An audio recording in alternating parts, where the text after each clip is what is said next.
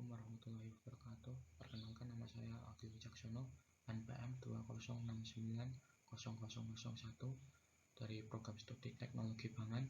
Di sini saya akan mempresentasikan mengenai bakteri Streptococcus thermophilus. Sebelumnya, perlu kita ketahui, Streptococcus thermophilus adalah jenis bakteri probiotik. Ini adalah bakteri ramah yang biasanya hidup di sistem pencernaan, saluran kemih, dan alat kelamin kita tanpa menyebabkan penyakit.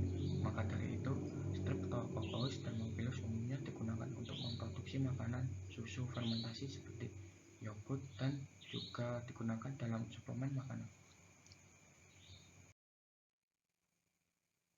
Untuk karakteristik Streptococcus thermophilus ini sendiri merupakan bakteri asam laktat yang berbentuk bulat dan membentuk rantai, tergolong homofermentatif, yaitu pada proses fermentasinya menghasilkan lebih dari 80% asam laktat. Suhu optimum pertumbuhannya yaitu mulai dari 37 sampai 42 derajat Celcius.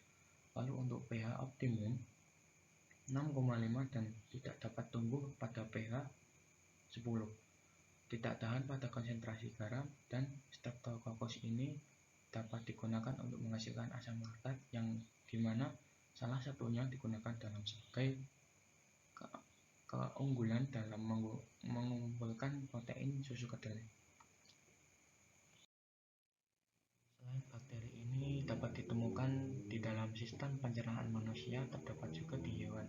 Maka dari itu, terdapat beberapa jenis yang digunakan untuk fermentasi makanan dan minuman seperti produk keju, yogurt, dan produk olahan susu lainnya.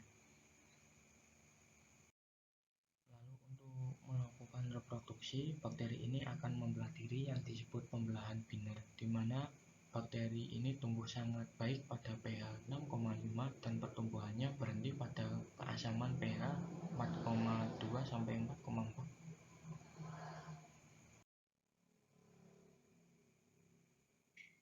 Dan selanjutnya, peran pada makanan. Bakteri ini sangatlah menguntungkan dikarenakan bakteri ini termasuk bakteri probiotik yang memberikan stimulus untuk memberikan bakteri baru akibat mengonsumsi antibiotik ini, dan membantu melawan bakteri yang tidak baik dalam tubuh, serta sebagai penyeimbang aktivitas bakteri baik dan buruk dalam tubuh.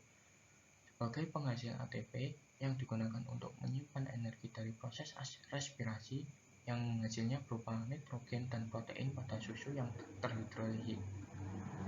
Bakteri ini merupakan bakteri fermentasi yang menggunakan bahan dasar susu sebagai objek fermentasi, sehingga sering ditemukan pada produk fermentasi yang berbahan dasar susu seperti yogurt, keju, susu, maupun produk susu lainnya.